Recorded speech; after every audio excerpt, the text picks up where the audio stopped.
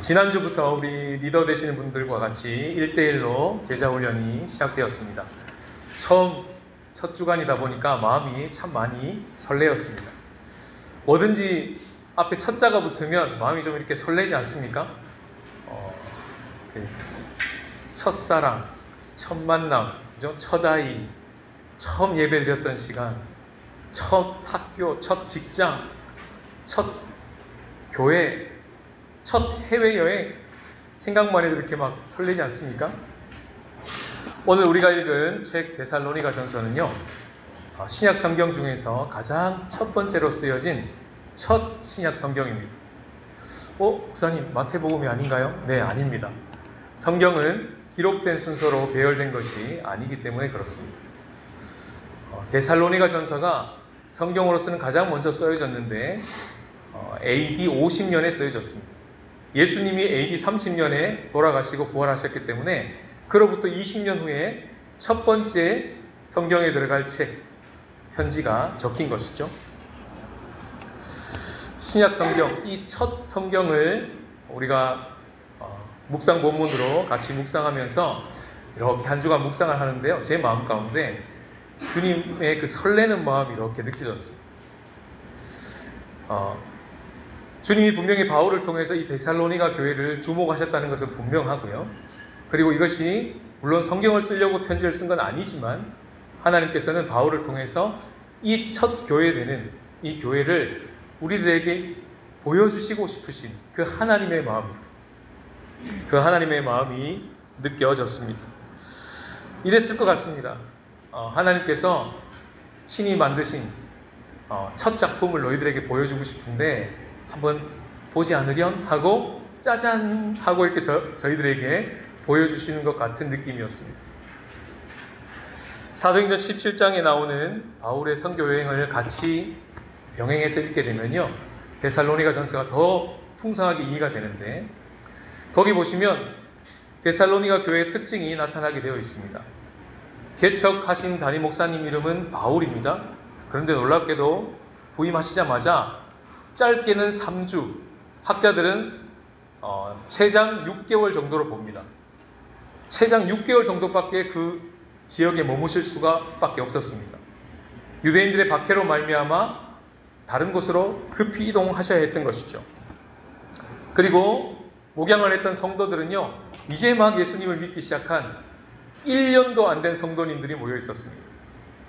뿐만 아니라 그들이 이런 성전에서 막 모인 게 아니라 야손이라고 하는 집에 머물러서 같이 예배를 드리고 가정에서 예배를 드렸습니다. 많아봐야 30명이 안 될 것 같습니다. 그런데 누군가가 고발을 한 겁니다. 야손의 집에 세상 천하를 어지럽히는 사람들이 모여서 엉뚱한 행동들을 하고 있다. 그래서 그 고발 때문에 막 잡으러 들어온 거죠. 그래서 보석금을 내고 벌금을 지불하고야 그 문제가 해결되는 이야기가 사도행전 17장에 나옵니다. 그만큼 외부적으로 환난과 어려움이 있었다는 거죠. 내부적으로는요, 바울 목사님이 부임을 했지만 바울에게 폐의를 할 수 없을 만큼 내부적인 재정적인 환경도 열악했던 교회입니다.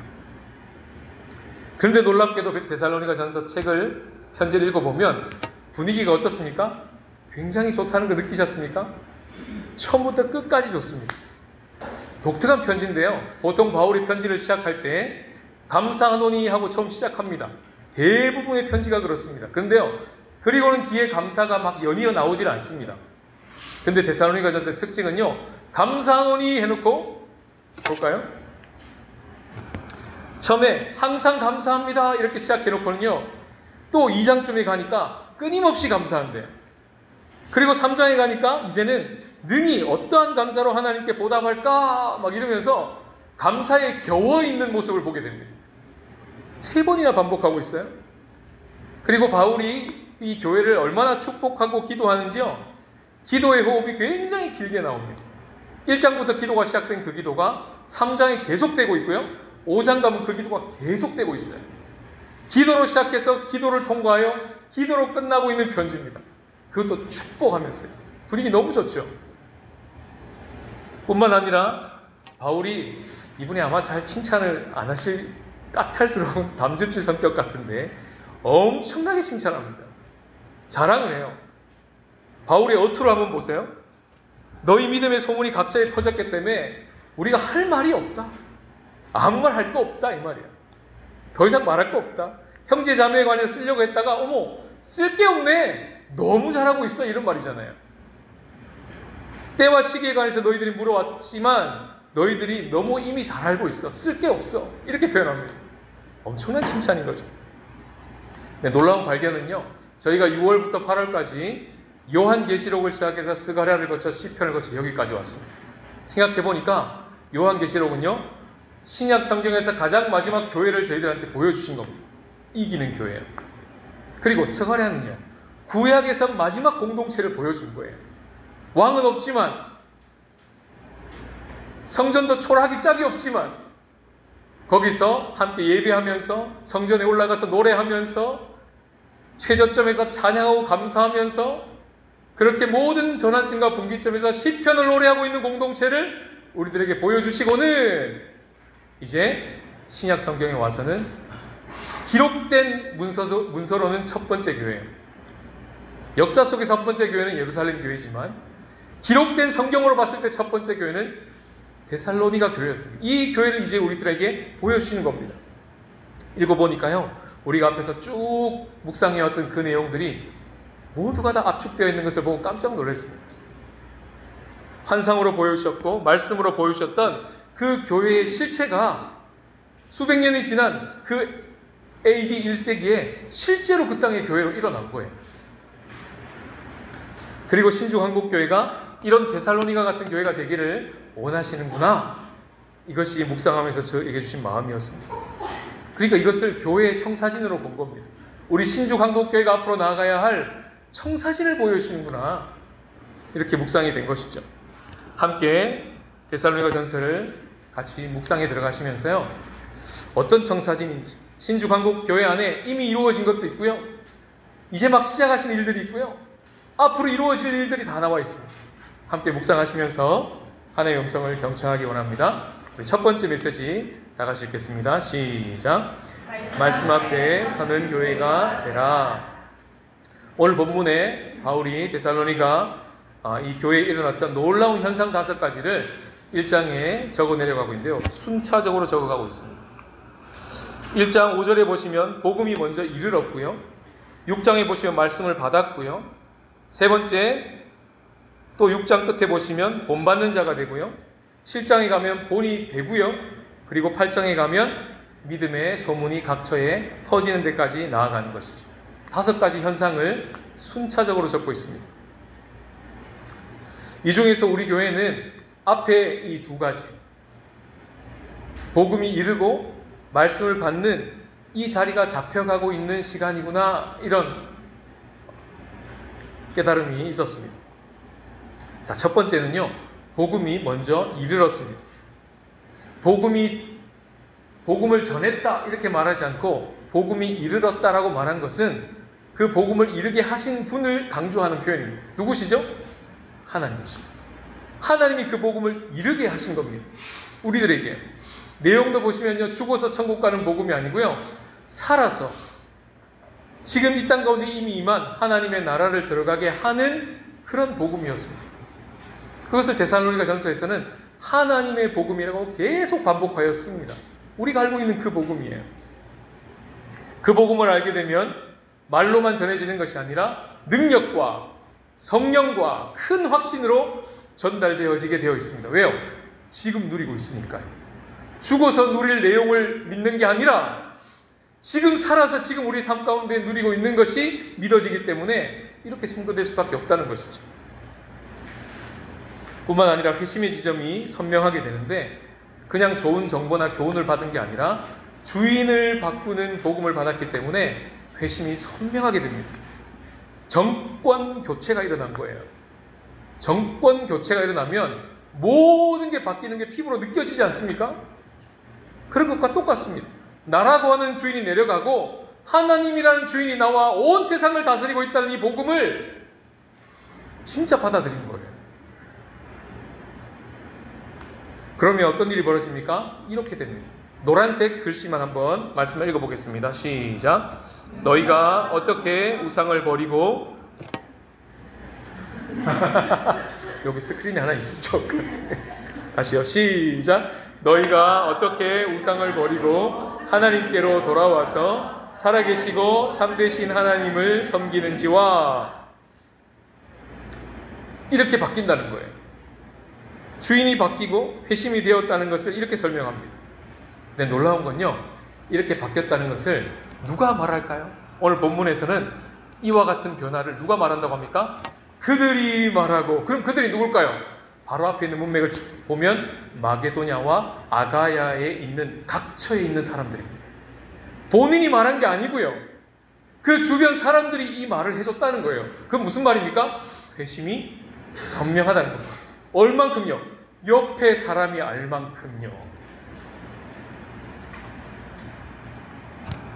그들이 말하니 이렇게 되어 있죠. 스가랴 말씀과 같은 맥락입니다. 우리가 우리를 위해 살아가는지 하나님을 위해 살아가는지 누구한테 물어보라고요?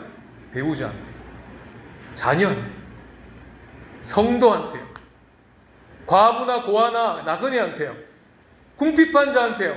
그들에게 물어보고 맞다고 하면 진짜 맞다고요. 그렇게 점검하라고 그러지 않았습니까? 똑같은 말씀이죠. 그들이 말하고 있습니다. 이만큼 회심이 선명해지는 것이죠.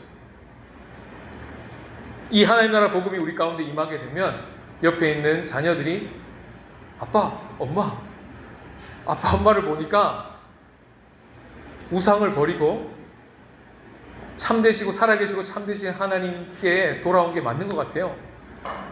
이런 얘기들을 한다는 거예요. 눈빛으로 한다는 거예요. 표정으로 한다는 거예요. 지금 이제 운영위원회 분들이 저랑 함께 이금희와 따름이로 만나서 제자훈련이 시작되었다고 말씀드렸습니다. 그 하고 있는 과정이 바로 이 회심을 점검해드리고 이 회심의 지점이 선명하게 될 수 있도록 도와드리는 과정입니다. 그 과정을 우리들이 지금 통과하고 있습니다. 첫걸음을 디뎠어요.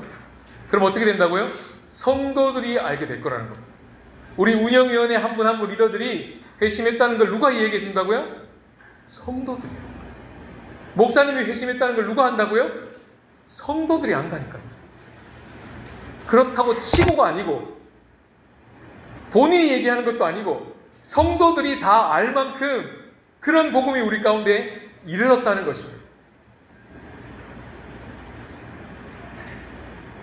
그것이 이 첫 번째 단추가 너무나 중요한 거예요. 복음이 이름.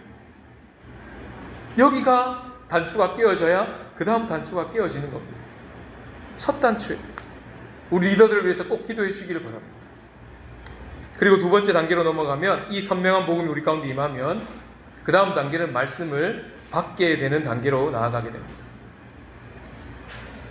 데살로니가 전서의 이 바울의 어투로 말하면 이렇게 말할 수 있겠습니다. 말씀을 받는 것에 대해서는 더 이상 우리 교회에 쓸 말이 없습니다. 설교 끝. 더 이상 이거 강조 안 해도 돼요. 잘하고 계십니다. 누리고 계십니다. 우리 중에 가장 나이가 어린 막내가 있어요. 올린 거 보실래요?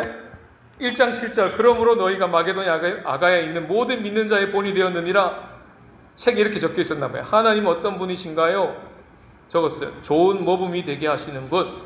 무엇을 바라실까요? 좋은 모범이 되길 바라신다. 기도. 제가 좋은 모범이 되게 해주세요. 우와, 저는 이걸 듣는데요, 정말 속으로 아멘 했어요. 걔가 뭘 알고 썼겠습니까? 그러나 그 말씀 그대로를 덕석 받고 그대로 기도하는 이 모습이 얼마나 아름다운지. 막내도 이렇게 묵상하고 있습니다. 우리 중에 가장 어른이 묵상한 거 보실래요? 이렇게 묵상하셨어요. 사랑의 수고와 우리 주 예수 그리스도에 대한 소망의 인내를 우리 하나님 아버지 앞에 끊임없이 기억하미니, 이 말씀을 읽고 이렇게 올려주셨습니다. 이런 사랑을 얼마나 하고 있는지를 생각하며 이런 내가 될 것을 믿으며, 와, 믿으셨어요. 그리고 새로운 한 주를 살아가고 있습니다. 가장 어린 막내부터 가장 나이가 많은 어른까지 이미 모든 성도들이 함께 연합하여 잘 달려가고 계십니다. 그 말씀 묵상의 자리가 어떤 자리입니까? 바로 이 성경에 나와 있는 하나님의 사랑, 그리스도의 믿음, 그리스도의 소망이 우리 가운데 계속해서 부어지는 그런 자리입니다. 그래서 인사말에 보시면 바울이 데살로니가 인의 교회를 수식하는 말을 이렇게 썼습니다. 하나님 아버지와 우리 주 예수 그리스도 안에 있는, 이렇게 썼어요. 저 자리가 무슨 자리일까요? 말씀 묵상 자리입니다. 말씀 앞에 서는 자리가 조기로 들어가는 거예요. 거기에 은혜와 평강이 임하는 자리입니다. 그래서 저 자리는요, 공부하는 자리도 아니고요, 또는 숙제하는 자리도 아니고요, 저 자리는 하나님과 우리 그리스도 되신 예수님 안에 머무는 자리가 됩니다. 데이트하는 자리가 되는 거예요. 그래서 6절에 보시면 말씀을 어떻게 받고 있습니까? 졸며 받아요? 어떻게 받고 있습니까? 성령의 기쁨으로 받고 있어요. 상황은 어떤데요? 환난이에요. 환난 가운데인데 매치가 안 되는 단어가 그 다음 붙습니다. 성령의 기쁨으로 말씀을 받아.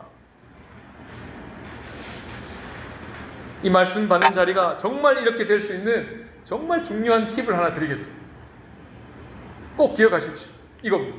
다 같이 읽어볼까요? 시작. 반은 눈을 뜨고 하시고 반은 눈을 감고 하시는 것. 어떻게 해요? 말씀 묵상. 10분의 말씀 묵상을 하십니까? 그렇다면요, 5분은 눈을 뜨고 하시고요, 5분은 눈을 감고 하십시오. 그러면 여러분들의 말씀 묵상 자리가 숙제하는 자리가 아니라 하나님과 주 예수 그리스도 안에 들어가는 자리가 될 것입니다. 그분과 교제하는 자리가 될 것입니다. 한번 연습해 보세요. 점검해 보세요. 난 계속 눈만 뜨고 있나? 10분을 하면 10분 내내 눈만 뜨고 있나? 아니면 한 반은 눈 감고 있나? 체크해 보세요. 우린 분주한 도시 생활을 하고 있습니다. 정말 바쁘게 살아요. 그러다 보니까 큐티도 바쁘게 해요. 해치워야 돼, 빨리 이걸. 빨리 올려야 돼요. 숙제 끝! 하고 내 할 일 빨리 해야 되거든요. 근데 말씀 묵상 자리가 뭐라고 이름 지어졌습니까? quiet time, quiet time. 조용한 시간. 시간에 공간을 두는 시간이에요. 나의 그 바쁜 시간 안에 바쁘기 때문에 더 들어가서 나의 시간에 여백을 두는 시간이 quiet time이에요.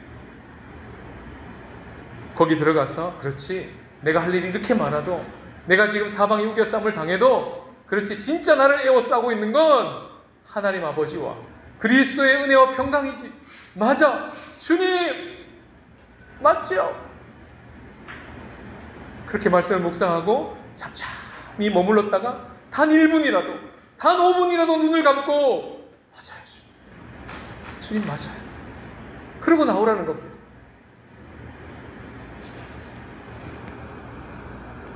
거기서 은혜와 평강이 그렇게 공급되고, 거기서 믿음이 공급되고, 사랑과 소망이 공급되면요, 이 성경에 나와 있는 1장 3절에 믿음의 역사가 비로소 나타납니다.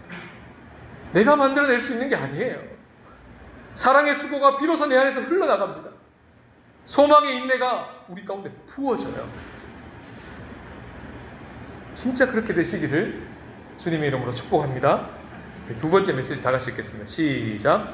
본을 받고 본이 되는 교회가 되라. 복음이 이르렀어요. 말씀 받았어요. 자, 이제 그 다음 단계로 넘어가는데, 이 자리가 의무가 아닌 특권으로 누려지기 시작하면 본을 받고 본이 되는 교회로 넘어가게 되어 갑니다.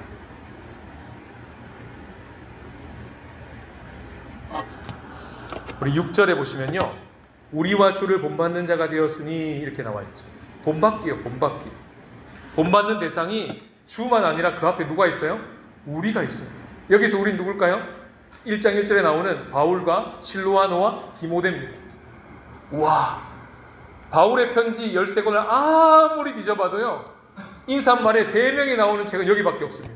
데살로니가 후서하고 전부 다 1명 아니면 2명 나와요. 데살로니가 전후서만 3명이 나옵니다. 무슨 말입니까? 리더가 3명이라는 거예요. 3명이 삼겹줄로 연결되어 있다는 거예요. 놀랍죠? 얼마나 강력하겠습니까? 삼겹줄이니까. 주변에 본받을 자가 있었다는 것입니다. 데살로니가 교회는. 그래서 그 교회는요, 듣고만 배우는 공동체가 아니고 보고 배우는 공동체가 된 거예요. 비로소 성도가 목사를 보고 배우고요, 목사가 성도를 보고 배웁니다. 자녀가 부모를 보고 배우고, 부모가 자녀를 보고 배웁니다. 남편이 아내를 보고 배우고 아내가 남편을 보고 배워요. 오래 신주광국에서 신앙생활 하시는 분이 새가족을 보고 배우고요. 새가족이 오래되신 성도님들 보고 배웁니다. 이런 게 실제가 되는 교회인 것이죠. 베살로니가 교회는. 이와 같은 일들이 우리 공동체 안에 지금 실제로 일어나고 있습니다. 저는 1년 동안 이 교회를 섬기면서 그런 현장들을 참 많이 봤습니다. 와, 진짜 사랑의 전문가들이다. 목사를 이렇게 감동시키시다니. 1년 동안 제가 목양한 게 아니고요. 여러분들이 저를 목양했다니까요. 아, 진짜라니까요. 엄청난 목양을 받았어요. 그래서 제가 그때마다 그래, 맞아. 받은 대로 하면 돼. 성도인들이 우리한테 보여준 대로 하면 되겠다. 그럼 충분하겠다. 그런 마음을 먹은 때가 얼마나 많은지 모릅니다. 여러분들 정말 탁월한 사랑의 전문가들이 있습니다.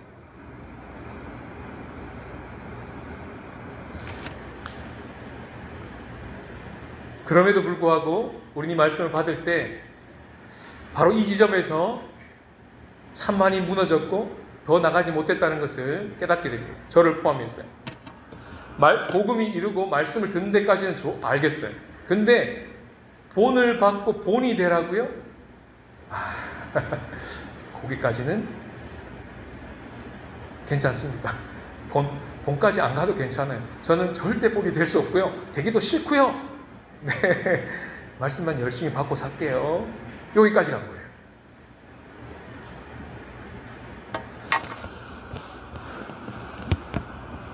근데 다시 생각해 보니까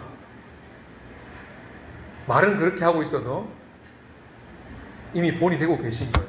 어떤 본이요? 안 좋은 본. 그렇게 사는 거예요. 본이 안 되겠다고 발부둥을 쳐도 또는 본이 되겠다고 발부둥을 쳐도 본은 가게 되어 있습니다. 가정에서 날마다 느꼈잖아요. 내가 본이 되겠다고 마음 먹고 막 그렇게 섬기셨어요? 마음 안 먹어도 우리 아이들이 다 본 받고 있어요. 우리 모습 다 보고 있다니까요. 중요한 건 좋은 본이 갈 거냐 안 좋은 본이 갈 거냐예요. 우리는 안 좋은 본이 갈 때가 참 많았어요. 가정에서도 교회에서도. 오죽하면 목사님 교회가 왜 이래요? 한국 교회가 왜 이래요? 왜 목사님들이 왜 이래요? 장로님들이 도대체 왜 그런 거예요? 뉴스만 보면 난리예요. 교회는 사람 보러 오는 곳이 아니고 하나님 보러 오는 곳입니다. 말이 됩니까? 이 말이. 그런 질문을 하는 성도들에게, 밖에 사람들에게, 찾는 이들에게 이렇게 말한다는 게 이해가 되겠습니까? 대놓고 변명이잖아요. 2번 죽이는 거잖아요. 오죽하면 그런 말이 진리처럼 받아들였겠습니까? 교회 안에서. 교회 안에 거짓말입니다. 하나님 그렇게 말씀하신 적이 없어요. 오늘 말씀 뭐라고 되어 있습니까? 우리와 주를 본받으래요. 우리와 주를 본받으래요. 교회는 사람 보러 오는 것이 아니고요, 하나님 보러 오는 것입니다. 거짓말이라고 적혀 있잖아요. 저 말씀 안에.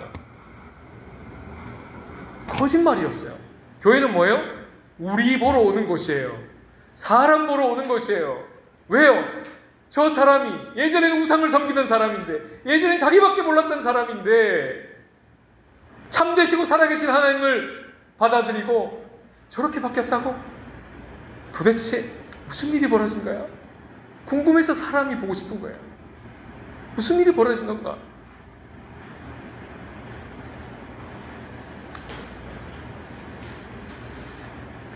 본받을 것 하나 없는 우리 같은 인생에 진짜 본이 되신 예수 그리스도가 오셨어요. 그래서 주님이 우리들에게 그 무거운 짐을 가볍게 해주셨어요. 우리가 잘하는 것을 본받는 게 아니고요, 이제 바꾸셨어요. 컨셉을 어떻게 해요? 우리가 예수님을 따라가고 본받는 것을 본받는 거예요. 그럼 어떠십니까? 이런 컨셉으로 바뀌었어요. 우리가 본이 된다면 우리 안에 예수님이 역사하신 거예요. 왜요? 우리는 지금 예수님을 본받고 따라가고 있거든요.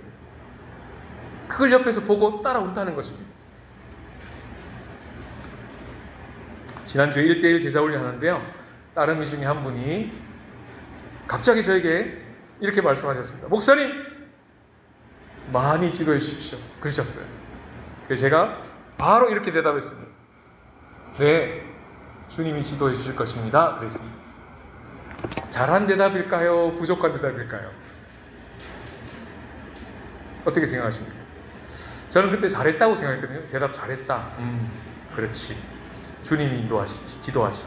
근데 데살로니가 전서를 다시 묵상하는데 50점짜리 대답이구나 알았어요.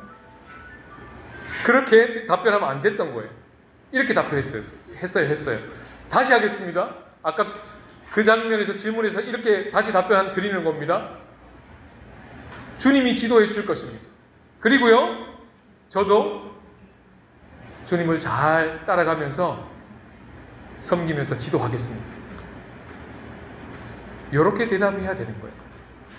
이게 진짜 주님을 바라보고 있는 겸손한 대답이에요. 그렇지 않고 저를 보고 대답하면요, 저는 그게 멋있는 대답이라고 생각했는데 알고 보니까 숨은 거예요. 저는 본받을 거 없어요. 주님 본받으세요 이 말이잖아요. 멋진 말 같잖아요. 성경은 부도해! 아니라는 거예요. 아니에요. 우리와 주를 본받는 거예요. 우리와 주를.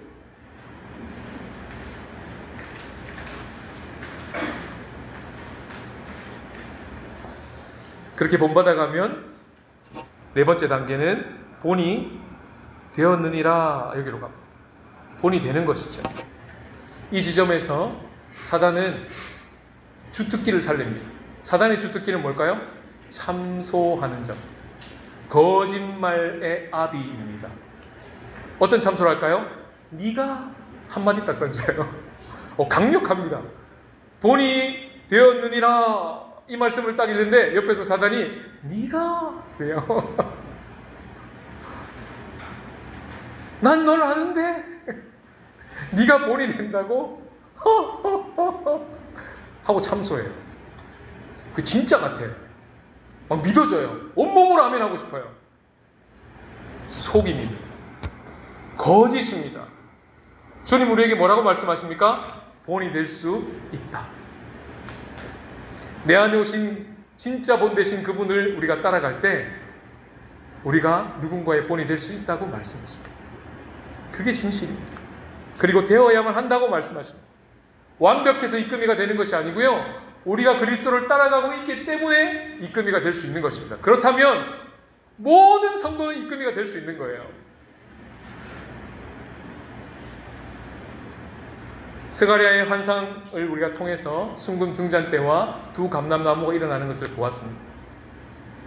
그 환상을 통해서 이끌미와 따르미로 연결되는 교회가 되라. 그 교회가 되기 위해서는 반드시 그리스도와 연결되어야 된다.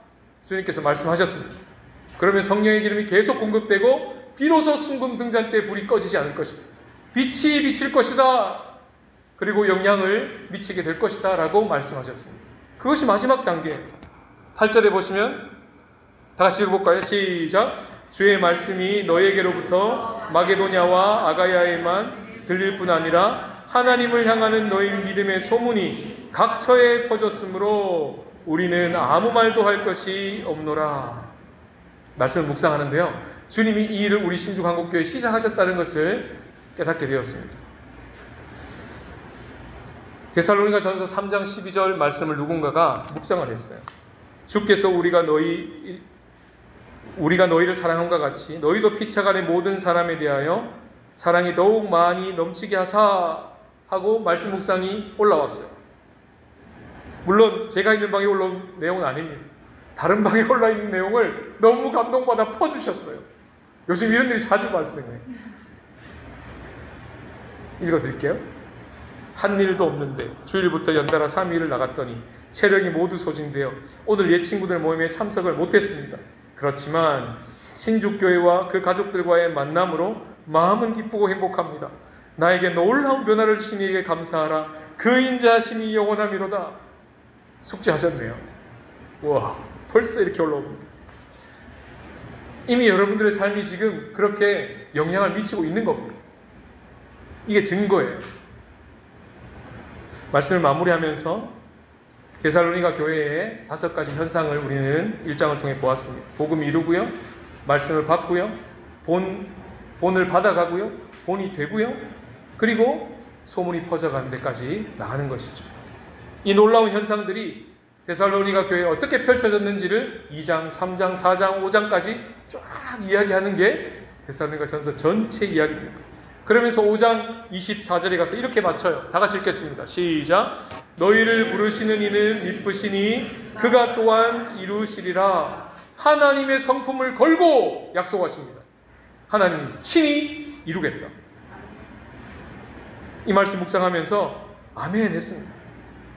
1세기 교회에 과거 한때 일어났던 사건으로 끝나는 것이 아니라 21세기 신주 한국교회에 이런 일들이, 이런 현상들이 일어나게 하실 분은 미쁘신 주님이시다. 내가 이룰 것이다. 그리고 편지를 마치는 거예요. 얼마나 감사한지요. 그렇게 말씀을 묵상하고 준비를 하면서 찬양 하나가 떠올랐습니다. 제목은 교회인데요, 오늘 우리가 같이 부를 텐데 가사가 많이 놀랐습니다. 사람이 넘치기보다 사랑이 넘치는 교회래요. 섬김을 원하기보다 섬김의 기쁨을 알아가는 교회. 세상이 주목하기보다 주님이 주목하고요. 화려한 겉모습보다 중심이 주를 향해 있고요. 내 작은 생각보다 하나됨의 소중함 알아가고 세상에 알려지기보다 서로가 서로를 더욱 깊이 알아가는 교회. 이런 교회 되게 하십시오 하는 고백이었습니다.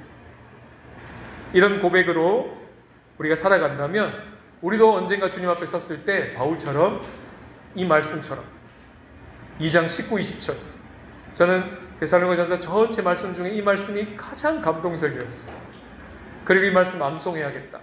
그리고 마지막 우리의 인생을 다 살고 주님 앞에 딱 섰을 때 저는 이렇게 대답할 거라고 생각했거든요. 하나님! 주님은 저의 소망이시고 주님은 저의 기쁨이시고 주님은 저의 자랑의 면류관이십니다. 주님은 저의 영광이시며 기쁨이십니다. 이렇게 말할 줄 알았는데 아니었어요. 이 말씀 묵상하는데 선영아, 그 말이 진짜가 되려면, 그 말이 진짜 진정성 있는 고백이 되려면 이 고백을 준비해 라고 하시는 거예요.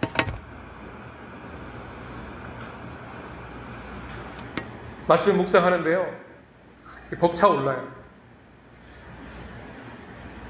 고백을 하는데 지금은 주님, 제가 이 정도밖에 무게감을 못 싣고 고백하지만 인생 다 살고 다시 저 고백을 주님 앞에 드렸을 때는 다른 무게감과 다른 마음으로 주님 앞에 고백할 수 있겠죠? 하고 기도하게 되더라고요. 그리고 감사하게 놀랍게도 카톡 하고 올라왔어요. 카톡? 이거예요. 이게 올라왔어요. 그래서 설교 제목을 이걸로 바꾼 거예요. 원래 설교 제목이 이게 아니었어요.